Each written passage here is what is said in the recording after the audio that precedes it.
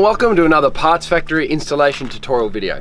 Today we're going to be doing a real simple one. It's literally going to take a minute, but I wanted to show you the Parts Factory product that we sell, and I also wanted to show you the typical problem that these little Mazda and 323 tanks have. Now if you have a look just here, you'll notice that someone has actually already put a hole in this. It's because they get so brittle that you can literally just break it away. Now you can imagine that's probably not good to store hot coolant in, because obviously the hot coolant evaporates as it turns into steam, etc, so eventually you actually lose all your coolant and you cook your engine. So that's obviously not something that you want in your trusty little steed.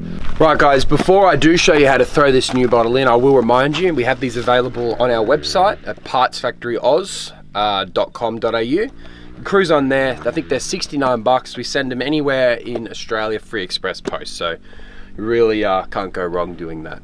Oh, and guys, just before we continue, I have to give a shout out to Southport Wreckers. They've allowed us to use a selection of over 1,000 used wrecked cars.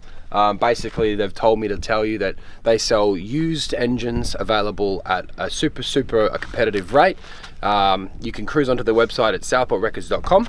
They'll send you engines anywhere in Australia. I think the shipping's only $2.10 even over to Western Australia and places like that. So definitely check them out if you're in the market for a used engine.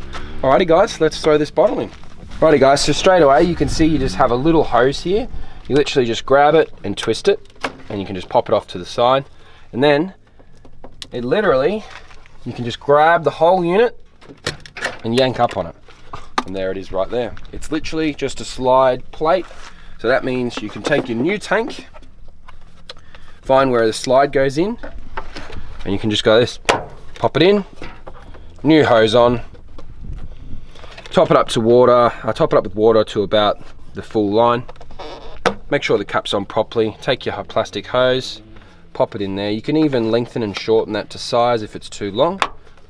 No, that seems to be perfect. And of course, that's job complete. This video was more demonstrating how to fix this problem yourself. We don't want you going over to a mechanic and having them charge you an hour's labor to fit that tank and upsell you on the product. Definitely cruise onto the website guys, grab that part, we'll ship it off to you, and throw it in yourself, and you'll save yourself a lot of money.